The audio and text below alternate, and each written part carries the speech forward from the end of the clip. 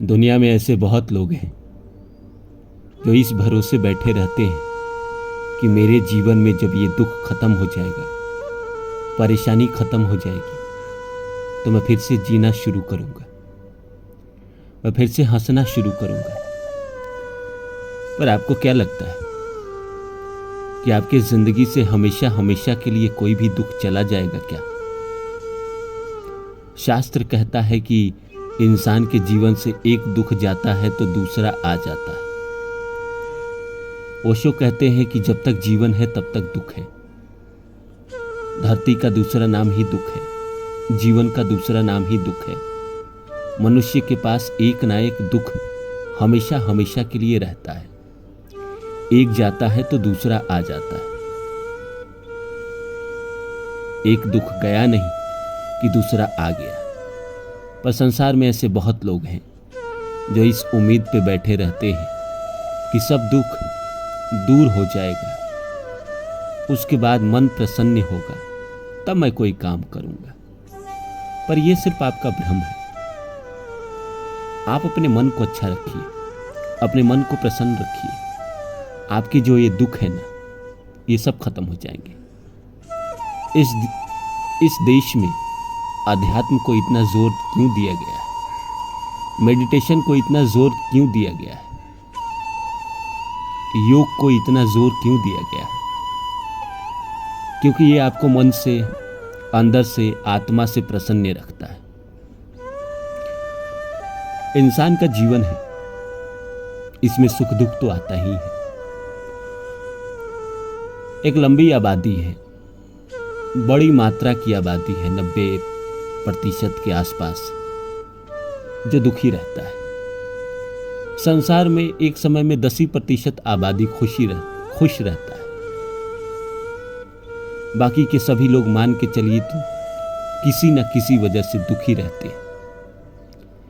किसी को स्वास्थ्य की परेशानी है, तो किसी को पैसे की परेशानी है, तो किसी को रिलेशनशिप की परेशानी है, किसी को कामकाज की परेशानी है। यही परेशानी है और जीवन भर ये पीछा करते रहते हैं। हर इंसान सोचता है कि इस मुसीबत से निकल जाऊं, इस मुसीबत से निकल जाऊं, पर वो एक मुसीबत से निकलता है, दूसरे में आकर अटक जाता है। पहले छोटा था, बाद में बड़ा आ गया, बड़ा आने के बाद उससे और ज्यादा बड़ा आ गया। भगवान इंसान को इस धरती पर भेजते तो हैं, पर साथ में संघर्ष भी देते हैं, परेशानी भी देते हैं, दुख भी देते हैं, तकलीफ भी देते हैं, ताकि आप उसको पार कर सको, उससे लड़ सको, फिर आप जीवन में बहुत कुछ करोगे। एक बहुत ही प्रचलित कथा है कि एक किसान ईश्वर के पास जाता है और कहता है कि ईश्वर, आपको दुनिया चलाने नहीं आती है। जब भी हमारी फसल लहलहाती है तो तुम बारिश कर देते हो, जब ज़रूरत होती है तो तुम पानी नहीं बरसाते हो, जब ज़रूरत नहीं है तो पानी बरसाते हो, जब फसल तैयार हो जाता है तो ओला गिरा देते हो। ऐसे दुनिया आपको चलाने नहीं आता। कुछ दिन के लिए आप मुझे दे दीजिए, मैं बताता हूं कि दुनिया कैसे चलती है। ईश्वर ने कहा, जैसी तुम्हारी मर्जी, लो, 1 साल के लिए मैंने तुम्हें दिया, तुम जैसा चाहते हो वैसे करो। किसान ने फसल उगाई, जितना ज़रूरत था उतना पानी बरसाया, जब ज़रूरत था तो हवा दिया। वो पूरी तरह फसल बनकर तैयार हो गया। फसल जब काटने की बारी आई, किसान जब खेत में गया तो देखा कि जो फसल है वो तो अच्छा हुआ ही नहीं, उसके दाने अच्छे थे ही नहीं। वो ईश्वर के पास गया और कहा कि दिखा दिया ना अपना लीला, हमने तो जितनी जरूरत थी सब दिया उसे। इतने महफूज तरीके से मैंने फसल उगाई, उसके बाद भी फसल अच्छी नहीं हुई, दाने अच्छे नहीं हुए। तुमने दिखा दी ना अपनी माया का जाल। ईश्वर ने कहा, मैंने कुछ नहीं किया, सब तुमने ही किया, मेरे पास तो कोई शक्ति ही नहीं थी, मैंने तो सारी शक्ति तुम्हें दे दी थी। किसान ने पूछा, फिर ऐसा क्यों हुआ? ईश्वर ने कहा, तुमने उसे मुसीबत से लड़ने की ताकत नहीं दी। जो इंसान जीवन में मुसीबत से लड़ के आगे बढ़ता है वही असली विजेता है। जिसके जीवन में सुख सुख सुख रहे वो जीवन के मर्म को समझ ही नहीं पाता है। इसीलिए कई बार इंसान के जीवन में जानबूझकर दुख देना प्रकृति को जरूरी हो जाता है, ताकि वो मजबूत बन सके, अंदर से ताकतवर बन सके, लड़ सके। कोई घटना दुर्घटना हो तो उससे अपने आप को निकाल सके, तब वो खिलता है, तब उसका झंडा लहराता है। उन लोगों का ज्यादा झंडा लहराया है जिन्होंने संघर्ष में अपने आप को पकाया है, क्योंकि सफलता पाना कोई बड़ी बात नहीं है, हर कोई पा लेता है, लेकिन उसे पचाना बड़ी बात है। आप देखिए ना, बड़े बड़े लोगों का एग्जाम्पल है आपके पास।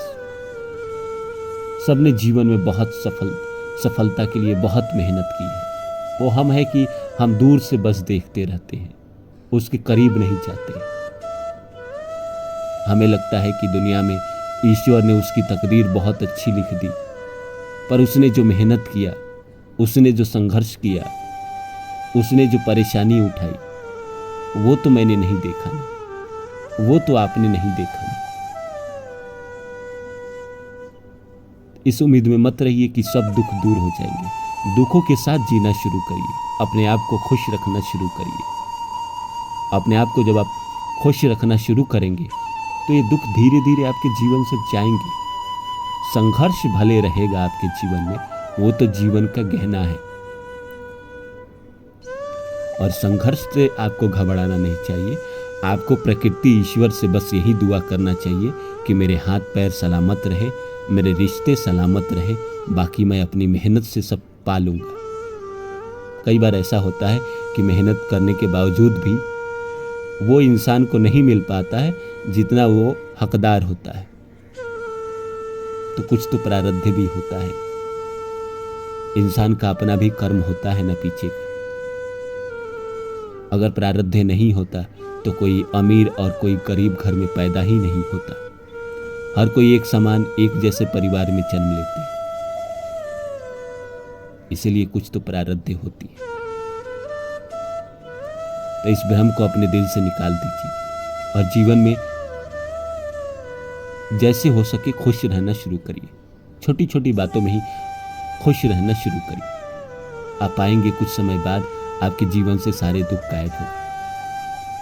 आप अपने आप को खुश रखेंगे, सारी दुनिया आपको अच्छी लगने लगेगी। आप अपने आप को दुखी रखेंगे, सारी दुनिया बेगानी लगने लगेगी। तो इसीलिए जीवन में जितना हो सके प्रसन्न रहने की कोशिश करें, नए नए तरीके ढूंढें जिससे आप खुश हो सके। उम्मीद करता हूँ मेरी बातें आप लोग को अच्छी लगी होगी। फिर मिलता हूँ किसी और वीडियो में, तब तक के लिए नमस्कार।